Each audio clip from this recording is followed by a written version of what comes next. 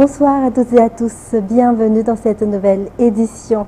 Tout de suite pour commencer, l'accueil par Madagascar du sommet des chefs d'État de la Commission de l'océan Indien prévu le 24 avril prochain n'entraînera pas de perturbation majeure de la circulation à Antananarivo, a rassuré aujourd'hui la maire de la capitale, Arla Laramanantsoa. Des mesures spécifiques ont toutefois été mises en place et la population est appelée à les respecter. Pour la journée du 23 avril, marquée par l'arrivée du président français Emmanuel Macron et sa rencontre avec le président Andry Rajoelina, des dispositions particulières seront appliquées. Indeniana Martina sur les images de Sech Andjanab. Antananarivo accueillera deux événements majeurs les 23 et 24 avril. Le 23, le président français Emmanuel Macron effectuera une visite d'État.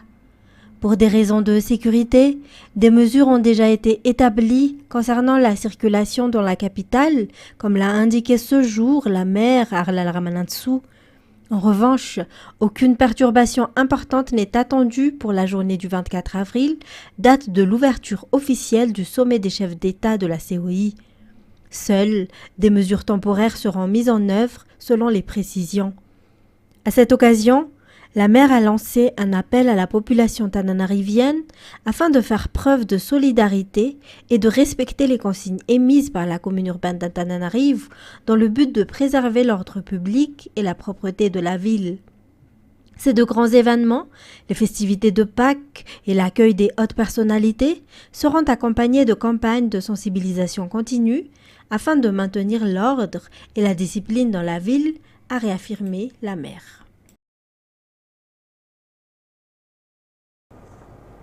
L'ordonnance 60-082 qui régit les manifestations sur la voie publique reste toujours en vigueur, quel que soit le moment, selon les précisions apportées par le préfet d'Antananarivo, le général Angelo Ravelnarivo.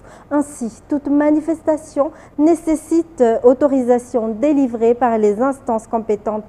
En outre, les 2 jours de séjour des 4 présidents de la République et chefs d'État étrangers est une occasion pour la population malagasy de montrer sa légendaire renommée en matière d'accueil. Il s'agit selon lui de préserver l'honneur national. Détails sur les images de Nzara Ranjiansu. Les manifestations dans les rues susceptibles de perturber l'ordre public sont interdites, comme le rappelle l'ordonnance loi 60-082, a rappelé le préfet d'Antananarivo. En effet, certaines personnes projettent de semer le trouble ou de manifester lors du sommet des pays membres de la COI les 23 et 24 avril prochains.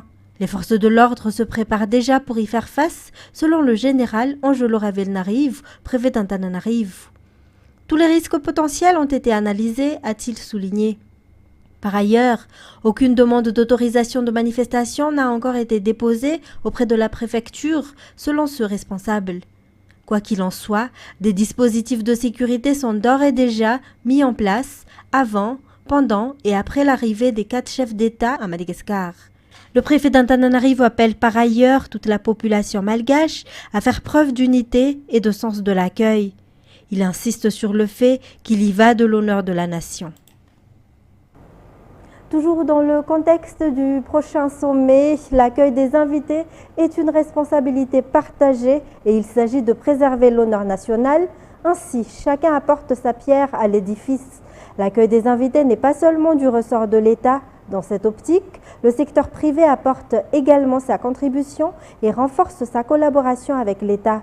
À J-7 de la tenue de ce sommet, les membres du secteur privé se bousculent pour soutenir l'État malagasy à travers le ministère des Affaires étrangères.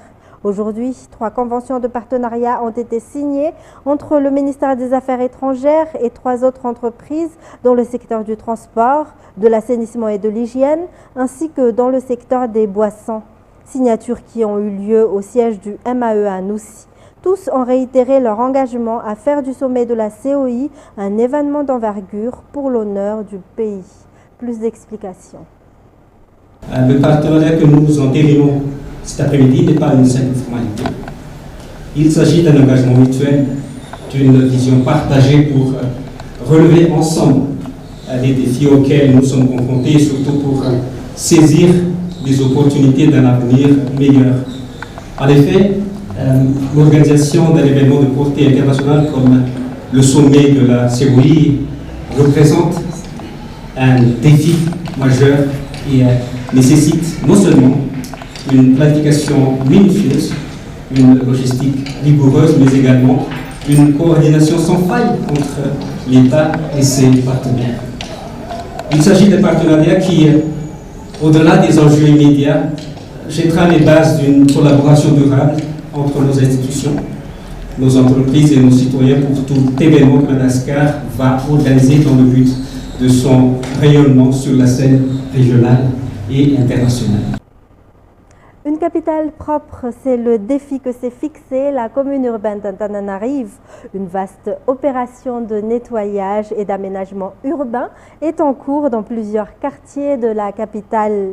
Stationnement, trottoirs, marquage au sol, mais aussi espaces verts et signalétique. Tout est passé en revue pour redonner fière allure à la ville. Une initiative que le maire promet de poursuivre et de renforcer.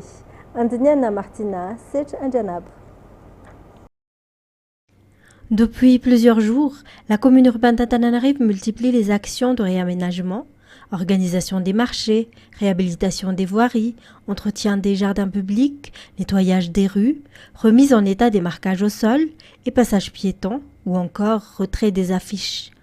À ce jour, 65% des travaux de marquage au sol sont achevés selon les autorités. Le quartier d'Analaké est quant à lui entièrement terminé. Ces travaux sont menés en collaboration avec l'État, notamment pour les éléments liés à la sécurité routière comme les passages piétons. La commune prévoit également une campagne de sensibilisation spécifique concernant les stationnements dans le centre-ville. Beaucoup a déjà été fait, mais davantage reste à entreprendre. Ces efforts seront étendus à tous les arrondissements de la capitale avec un seul objectif, faire d'Antananarive une ville propre et bien organisée. Les délais convenus avec les entreprises chargées des travaux routiers à Antananarive ont été respectés. Le ministre des Travaux publics, qui a effectué une visite nocturne des chantiers, a affirmé que les travaux de réfection devront impérativement être terminés avant les fêtes de Pâques. Il a également souligné l'importance du respect de la qualité tout en appelant la solidarité de tous pour l'entretien et la préservation des routes une fois les travaux achevés. À quelques jours des fêtes de Pâques, les entreprises en charge des travaux routiers à Antananarive se sont engagées à terminer les chantiers dans les délais impartis. Le ministre des Travaux publics, Rafitsan Richard Théodore, a effectué une visite sur le terrain durant la nuit. Parmi les axes qu'il a visités figure la route des hydrocarbures à Nkourjan, empruntée par des poids lourds transportant du carburant. Certains de ces véhicules dépassent les 40 tonnes, raison pour laquelle cette route est renforcée avec des matériaux spécifiques. Il a également visité les routes d'Andoual, la Rocadiarive, le bypass, ainsi que celle de Soniran. D'après les constats sur terrain, les délais d'achèvement des travaux devraient bien être respectés avec une finalisation prévue avant les fêtes de Pâques. Le ministre appelle également à une coopération collective pour la maintenance et la préservation des routes une fois les travaux terminés. Il insiste notamment sur l'importance de la gestion des canaux d'évacuation d'eau et rappelle qu'il ne faut ni déverser de l'eau ni laver des véhicules sur la chaussée. Toujours dans ce contexte, une délégation de la BADEA, Banque arabe pour le développement économique en Afrique, est actuellement en visite à Madagascar. Cette institution financière figure parmi les bailleurs de fonds du projet de construction de l'autoroute reliant à Antananarive à Tuamasin. Les membres de cette délégation ont effectué ce matin une visite sur le chantier de l'autoroute. La BADEA est l'un des principaux bailleurs de fonds pour la construction de la première section de l'autoroute. Pour rappel, cette première portion s'étend sur 80 km. La délégation de la BADEA a profité de sa visite à Madagascar pour constater l'avancement des travaux. Ils se sont particulièrement intéressés à l'évolution des travaux, aux aspects techniques ainsi qu'aux impacts environnementaux de ce projet. Une rencontre entre cette délégation et le ministre des Travaux publics a eu lieu avant leur visite du chantier. D'autres visites sur terrain sont également prévues dans le cadre du suivi du projet de construction de l'autoroute. Dans un tout autre sujet, le salon des déchets alternatives écologiques se tient aujourd'hui et demain au Carlton à Noussi. Cet événement environnemental vise à rassembler les petites et moyennes entreprises avec les grandes industries dans l'objectif de faire naître des partenariats concrets à l'issue des 2 jours de salon. Il s'agit également de renforcer la collaboration entre l'État et le secteur privé engagé dans la valorisation et le recyclage des déchets. 3 ministères sont réunis pour cette 2e édition du salon, celui de l'environnement et du développement durable, celui de l'énergie et de l'hydrocarbure et celui de l'eau, de l'assainissement et de l'hygiène. Nyarvulatsferen, Braz de Nilsson. Le Carlton à Noussi devient pendant 2 jours un lieu de rencontre pour tous les acteurs œuvrant dans la valorisation des déchets à travers le Salon des déchets alternatives écologiques. Un événement conjointement organisé par les 3 ministères cités dans un effort commun de réflexion et d'action. L'objectif de ce salon est de réunir les parties prenantes, à savoir l'État, le secteur privé et la société civile, afin de définir ensemble des stratégies visant à réduire les émissions de carbone et à promouvoir le recyclage des déchets, précise le ministre Andonirina Fontaine, ministre de l'Environnement et du Développement durable. Au-delà de la revalorisation des déchets, le gouvernement mise également sur leur transformation en énergie de cuisson. En effet, plus de 95% des ménages malgaches utilisent encore du charbon ou du bois pour préparer leurs repas. D'où l'urgence de trouver des solutions alternatives pour encourager l'usage d'énergie propre, soutient le ministre de l'Énergie et des Hydrocarbures, Olivier Jean-Baptiste. Le ministre de l'Environnement a également rappelé que l'État dispose d'une stratégie claire pour valoriser les déchets. À titre d'exemple, le centre de gestion et de traitement des déchets à Tuamasn, capable de traiter jusqu'à 60 tonnes de déchets par jour, dans l'appel à manifestation d'intérêt lancé la semaine dernière par son ministère, sera clôturé le 23 mai prochain. Et puis la Semaine nationale de l'eau 2025 entre dans sa 2e journée. Cette journée a été marquée par plusieurs conférences techniques, notamment sur la gestion des ressources hydriques. Parmi les thématiques abordées, l'intégration des enjeux liés à l'eau dans les politiques de responsabilité sociétale des entreprises, un sujet discuté avec la participation du ministre des Mines, du ministre de l'Industrie et du Commerce, ainsi que des représentants du secteur privé. Toujours un reportage de Nyarvulatsferen et de Braz de Nilsson. Ce grand rendez-vous, baptisé Semaine nationale de l'eau, vise à sensibiliser, mobiliser et rassembler tous les acteurs du secteur autour d'un même objectif, la gestion durable des ressources en eau et la lutte contre le changement climatique. La 2e journée a été entièrement dédiée à des présentations et des réflexions sur des enjeux techniques. L'intégration de la question de l'eau dans les stratégies RSE a été l'un des sujets phares, avec la participation active des autorités publiques et des entreprises privées. Le renforcement de la coopération entre l'État et le secteur privé a également été réaffirmé durant cette semaine de l'eau. Transparence et bonne gouvernance sont, selon le ministre Lalaina Andjianamelassou, des piliers essentiels pour instaurer la confiance et garantir l'efficacité des partenaires.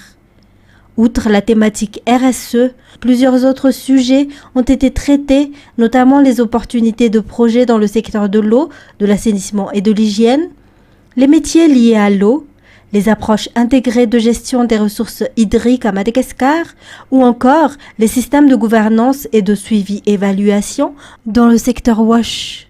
Demain, 3e et dernière journée de l'événement sera marquée par le lancement officiel des travaux d'extension du réseau d'eau à Manchsez, un projet structurant pour l'alimentation en eau de la capitale. C'est ce qui nous conduit aux actualités internationales. Avocate du Made in Italy, mais pressée par Bruxelles de parler au nom de ses partenaires européens, Giorgia Meloni doit rencontrer Donald Trump jeudi à Washington pour une mission délicate sur les droits de douane. France 24. C'était la seule chef d'État européenne invitée à la cérémonie d'investiture de Donald Trump. Giorgia Meloni est de retour ce jeudi à Washington. À défaut de trouver un accord sur l'Ukraine, un des rares sujets qui opposent les deux dirigeants, la présidente du Conseil italien espère obtenir des concessions sur les droits de douane auprès du président américain. Nous savons que nous vivons un moment difficile. Voyons comment cela va se passer dans les prochaines heures. Je ne ressens aucune pression, comme vous pouvez l'imaginer, pour les 2 prochains jours. Nous ferons de notre mieux, comme toujours. Je suis bien consciente de ce que je représente et je suis consciente de ce que je défends. Alors parlera-t-elle uniquement au nom de l'Italie ou parlera-t-elle au nom de l'Union européenne? En effet, l'Italie est très dépendante des exportations de son secteur industriel, qui représente près d'un quart de son PIB. Et la présidente du Conseil italien était la première à encourager l'Europe à ne pas prendre de mesures de rétorsion contre les droits de douane de Donald Trump. Marc Ferracci, ministre de l'Industrie français, dit craindre de Meloni qu'elle ne fasse cavalier seul, tandis que la Commission européenne, de son côté, fait savoir que sa présidente Ursula von der Leyen et la dirigeante italienne sont en contact régulier. Il s'agit plutôt de savoir si elle est quelqu'un que Trump écoutera, si elle est quelqu'un pour qui Trump apportera des changements à ses plans ou ses annonces. Nous ne savons pas quels sont les plans à long terme, mais la clé ici est leur connexion personnelle, qui peut conduire à un résultat différent pour l'Europe. Une connexion qui pourrait s'avérer utile, tandis que Donald Trump refuse toujours de discuter avec Ursula von der Leyen, pourtant seule habilitée à négocier au nom de l'Union européenne en matière de commerce. Bonjour. Les investigations se poursuivent dans l'enquête antiterroriste sur des attaques de prison. Après une nuit calme, le parquet ne privilégie jeudi aucune piste à ce stade, mais celle du narcobanditisme reste mise en avant au sein de l'exécutif. France 24. Les actes de violence en 3 jours contre les prisons françaises et leur personnel, et un mystérieux sigle, DDPF. 4 lettres qui font référence à une chaîne Telegram anonyme et confidentielle, baptisée Défense des droits des prisonniers français, créée 24 heures seulement avant la première action. Ce canal est un mouvement dédié à dénoncer les atteintes à nos droits fondamentaux. L'heure est grave. C'est sur cette messagerie que la première vidéo d'attaque est postée. On voit plusieurs individus se filmer et mettre le feu à des véhicules qui appartiennent à des élèves de l'École nationale d'administration pénitentiaire. La piste privilégiée par les enquêteurs est celle de narcotrafiquants. Ça peut être un signal faible d'une montée en puissance de ces narco-organisations qui commencent à s'en prendre à des prisons, c'est-à-dire à l'un des symboles de la répression du narcobanditisme par l'appareil d'État. Face à ces attaques à répétition, des renforts policiers ont été déployés toute la nuit autour des prisons pour sécuriser les sites. Imposée par la France en 1825 en échange de son indépendance, la dette d'Haïti marque encore les mémoires. Paris et Port-au-Prince commémorant cet épisode aujourd'hui dans un contexte de violence des gangs qui ravagent le pays. France 24. Le 17 avril 1825, par une ordonnance royale, la France de Charles X reconnaissait l'indépendance d'Haïti en échange d'une indemnité exorbitante de 150 millions de francs or destinés aux anciens propriétaires esclavagistes. 200 ans plus tard, l'île est exsangue, livrée à la violence des gangs qui contrôlent 85% de la capitale Port-au-Prince et qui pillent même des quartiers autrefois paisibles. Mercredi, quelques habitants sont descendus dans la rue pour réclamer de la sécurité. Le peuple haïtien aspire au développement. Nous l'attendons depuis longtemps. Nous constatons que les gangs sont partout. Nous allons prendre d'assaut la résidence du Premier ministre. Le Conseil présidentiel prend le pays et la population en otage. Le Conseil présidentiel de transition d'Haïti peine à enrayer le cycle de violence et le budget que le gouvernement a validé lundi pour combattre la crise sécuritaire, 275 000 $, paraît dérisoire. Selon l'ONU, les activités des gangs ont contraint plus de 60 000 personnes à fuir leur domicile en un seul mois. Au total, entre le 1er janvier et le 27 mars, plus de 1500 personnes ont été tuées et 572 autres blessées. La situation s'est considérablement aggravée ces derniers mois. On compte désormais 1 million de personnes déplacées. J'ai eu l'occasion de visiter certains sites humanitaires, ceux destinés aux personnes déplacées dans la capitale. On y voit des personnes entassées les unes sur les autres dans des espaces très exigus. Circonstance aggravante, la baisse des financements, notamment américains, a un impact car les ONG internationales et locales ne peuvent plus travailler à la même échelle en Haïti. Chers téléspectateurs, ainsi s'achève cette édition. Merci à vous de l'avoir suivi. Restez avec nous tout de suite après la rediffusion de l'émission Jazz Time, suivie de la série Squid Game. Au revoir et passez une excellente soirée sur Viva.